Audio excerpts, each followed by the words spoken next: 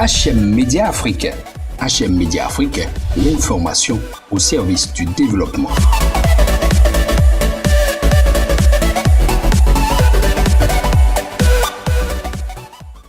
Le 28 avril 2019, les Béninois se rendront aux urnes pour élire leurs représentants à l'Assemblée nationale pour le compte de la 8e législature.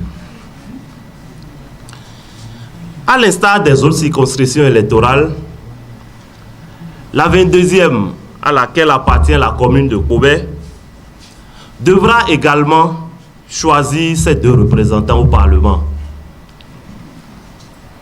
Quelle stratégie adopter pour un choix gagnant et bénéfique pour notre circonscription électorale en général et pour la commune de Kobé en particulier?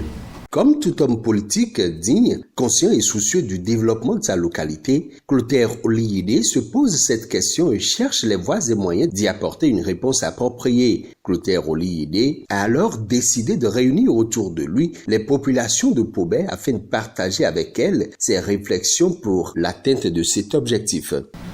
Depuis avril 2016, le président Patrice Talon s'est résolument lancé dans un vaste programme de réformes visant à remettre le Bénin sur l'orbite du développement et à redonner à notre pays ses lettres de noblesse, tant au plan national, régional qu'international. Cette option courageuse du chef de l'État ne lui attire pas que des amitiés.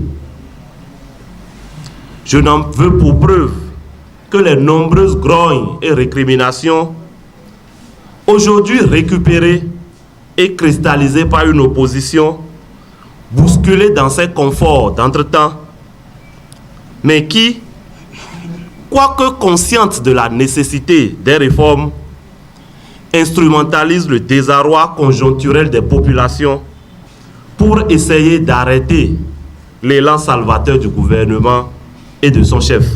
Si l'existence d'une opposition est chose normale et inhérente à une démocratie, notre commune mérite-t-elle de s'illustrer comme un bastion de l'opposition au regard de l'état relativement déplorable dans lequel elle végète depuis de nombreuses années?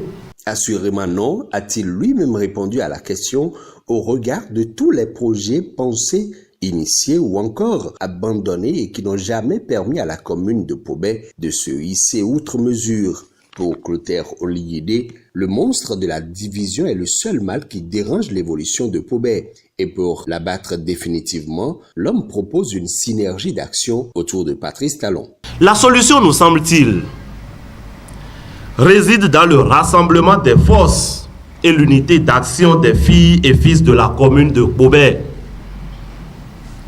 Que nous soyons républicains, progressistes ou de toute autre obédience, convaincus de l'objectif commun de sortir Kobé de la précarité, nous devons, sans esprit sectaire, lutter contre le virus de la division et trouver ensemble la formule la plus appropriée pour arracher les 2 députés de la 22e circonscription électorale pour la mouvance.